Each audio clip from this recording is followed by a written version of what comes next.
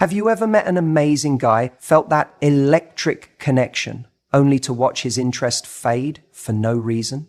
You're left confused, replaying every text, every date, wondering, what went wrong? Here's the hard truth. There's a silent attraction killer most women don't even realize they're making. It's not about looks, your personality, or even what you said. It's something deeper.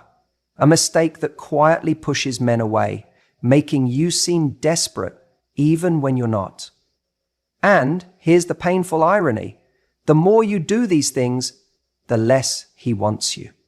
But what if I told you there's a simple shift, one that doesn't require pretending to be someone you're not, that can make him chase you instead of pull away? It starts with flipping the script. From does he like me to does he meet my standards? Because when you become the prize, everything changes. Want to know the exact steps? Keep watching. Because what you do next could be the difference between him ghosting or fighting to keep you.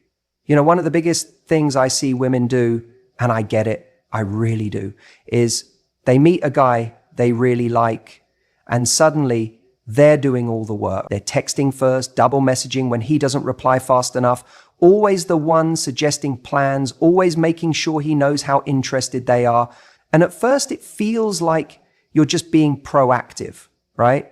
Like you're taking charge of your love life. But here's the hard truth. Over pursuing is the fastest way to kill a man's interest. Because here's what happens in his mind when you're the one doing all the chasing. He stops feeling like he has to. And attraction doesn't grow in comfort.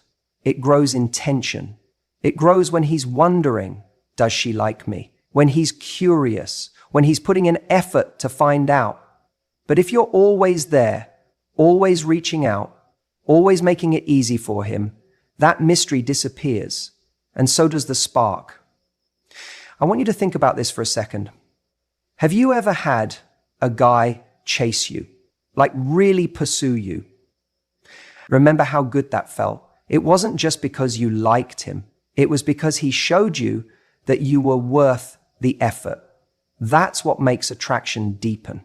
But when you're the one doing all the chasing, you're robbing him of that opportunity. You're taking away his chance to step up and prove he's into you. And worse, you're training him to take you for granted. Because here's the thing, men are wired to pursue what excites them because it's what they know. It's not about playing games. It's about human nature. When something feels too available, too certain, the brain starts to lose that dopamine hit of, I need to go after this. And that's when you hear those frustrating stories. He was so into me at first, and then he just faded. Yeah, because you handed him all the power too soon.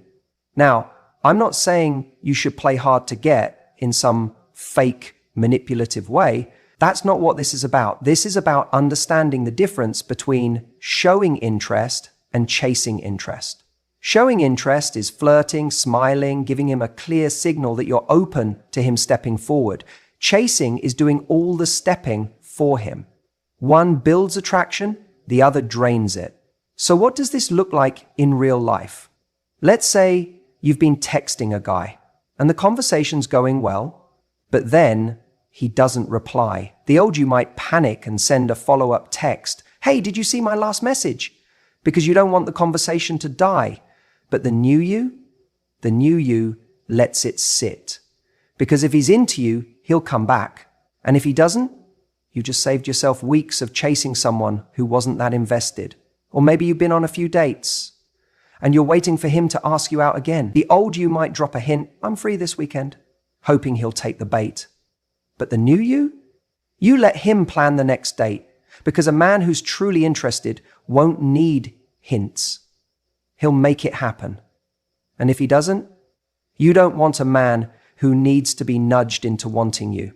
This is the shift that changes everything. Stop worrying about whether he likes you and start asking whether you even like him, based on how he's showing up. Because the right man won't leave you guessing. The right man won't make you chase.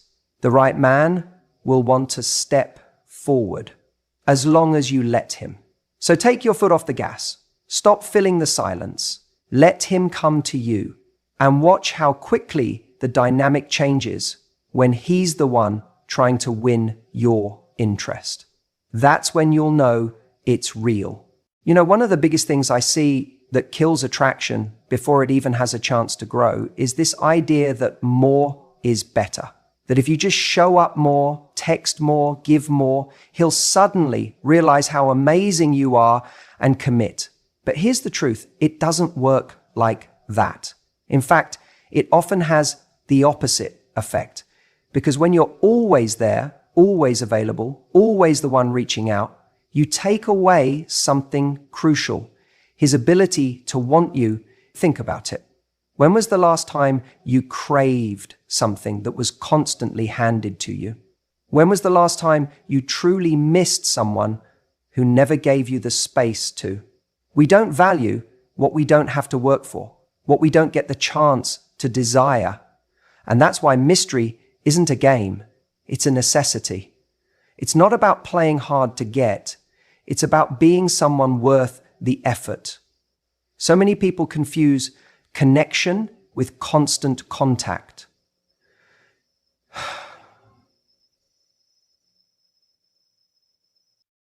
Their life story, their feelings, their schedule, it'll create intimacy.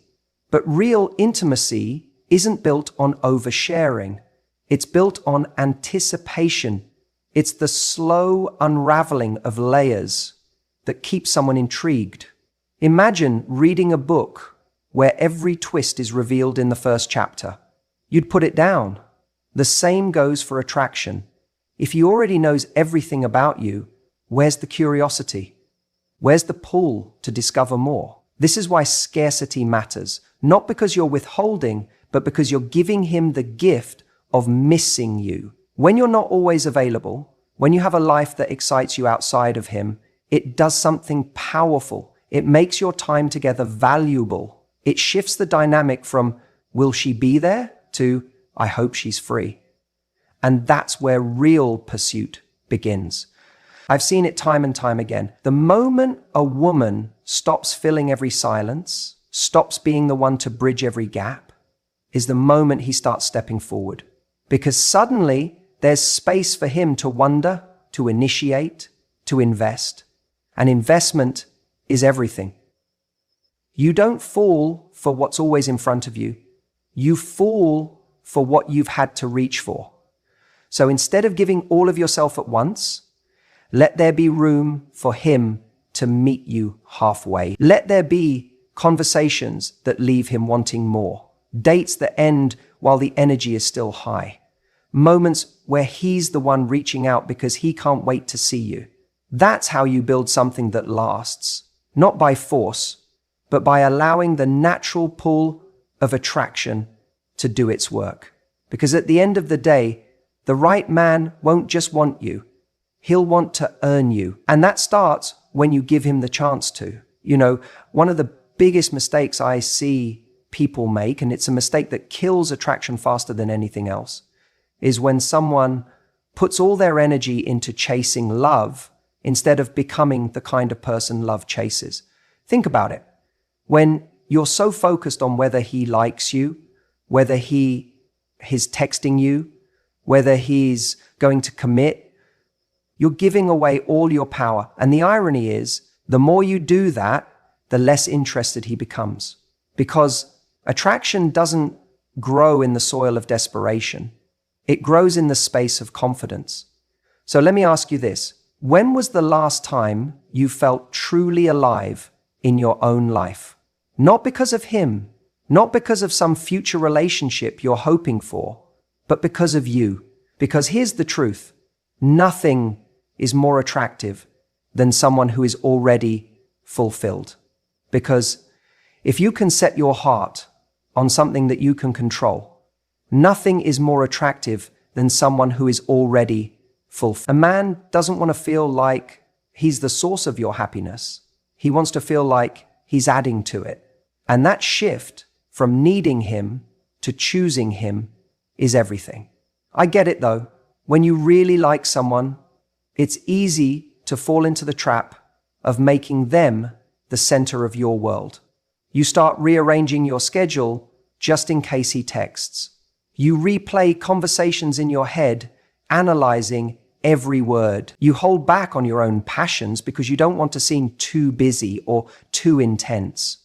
But here's the problem. The moment you dim your own light to make room for his, you become less of what drew him to you in the first place. Think about the people you're most drawn to in life. They're not the ones waiting around for someone to validate them. They're the ones who are out there living, people with their own passions, their own friendships, their own sense of purpose. That energy is irresistible. Because when you're fully engaged in your own life, you're not sitting around overanalyzing his mixed signals. You're too busy being someone he wants to send a clear signal to. And this is where most people get it backward. They think, if I just show him how much I care, he'll realize how great I am. But that's not how attraction works. Attraction isn't about convincing someone to see your worth. It's about embodying it so naturally that they can't look away. It's the difference between saying, pick me, and letting him think, I need to step up if I want to be with her. So how do you get there? It starts with filling your own cup first. When was the last time you did something just because it lit you up? Not because it looked good on social media, not because it might impress him, but because it made you feel like the best version of yourself. That's the energy that pulls people in, because when you're genuinely happy, when you're pursuing things that excite you, you stop emitting that nervous, do you like me vibe, and start radiating something far more powerful. I like myself, and that's enough.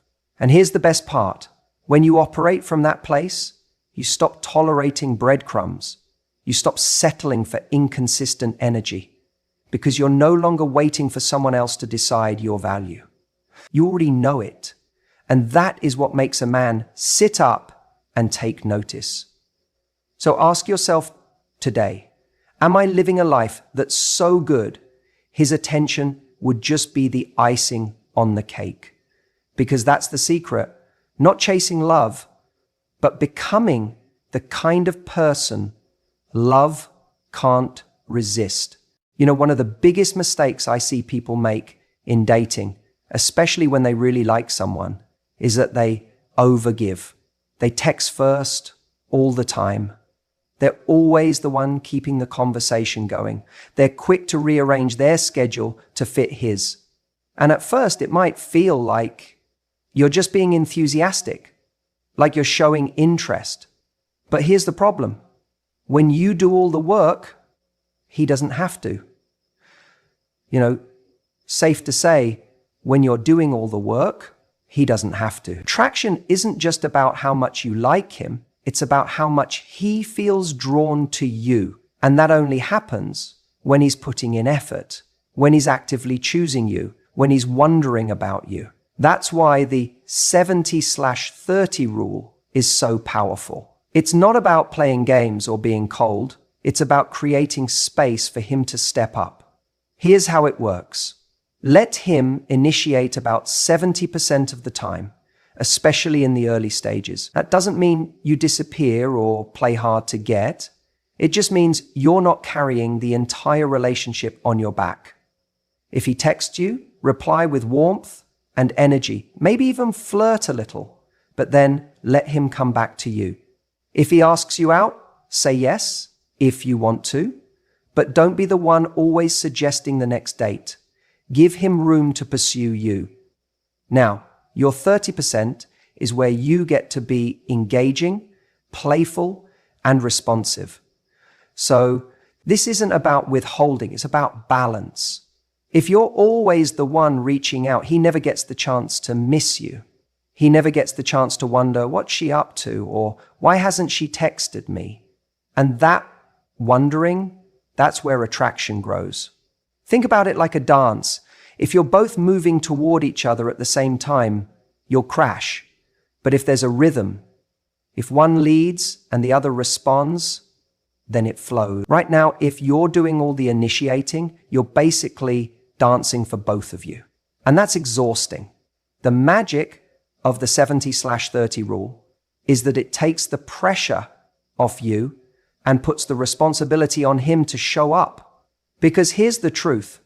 A man who's truly interested will step forward.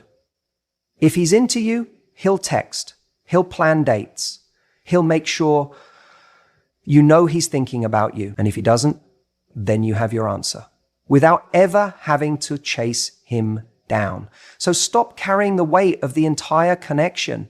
Let him meet you halfway, because when he does, that's when you'll know it's real.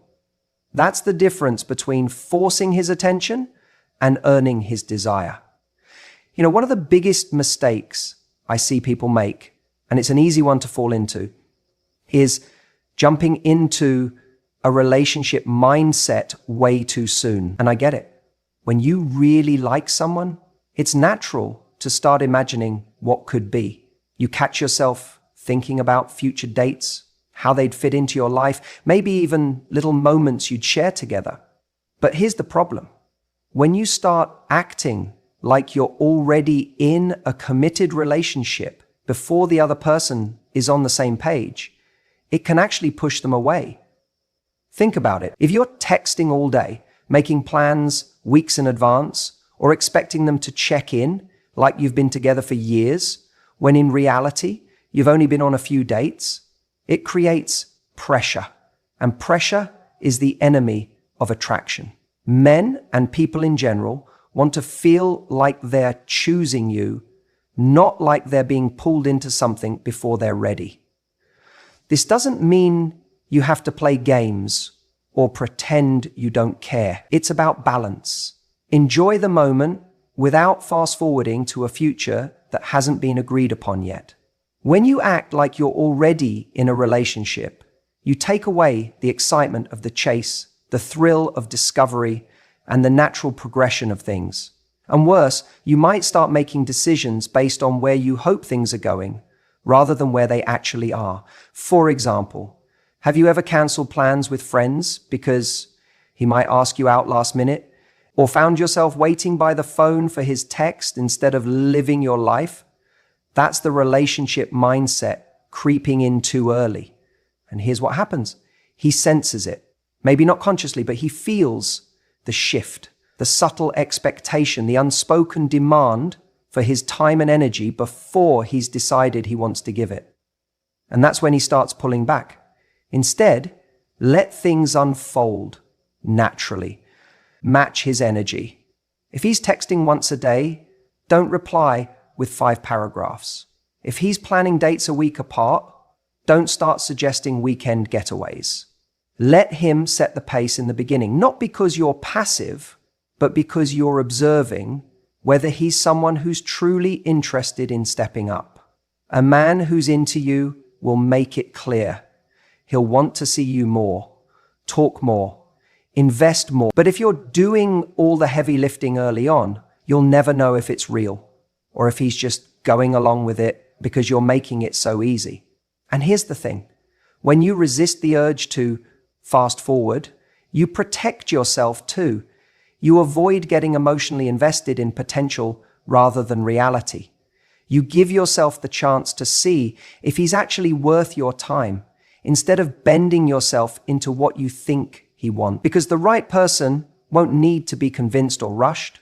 They'll meet you where you are and they'll want to keep moving forward. So take a deep breath. Enjoy the early stages for what they are: fun, exciting, full of possibility. Don't skip ahead to a chapter that hasn't been written yet. Let him show you who he is and trust that if it's meant to grow, it will, without you having to force it, because the best relationships aren't built on expectations. They're built on mutual desire, one step at a time. You know, one of the biggest shifts that changes everything in dating is this simple but powerful mindset flip. Stop asking, does he like me? And start asking, is he meeting my standards? Because here's the truth. When you make it all about whether he's interested, you hand over all your power. You're sitting there analyzing his texts, his tone, how long it took him to reply, and suddenly you're the one auditioning for him, and that's when things go sideways. A man can feel when you're putting him on a pedestal, when you're waiting for his approval. And ironically, that's the fastest way to make him lose interest. But when you shift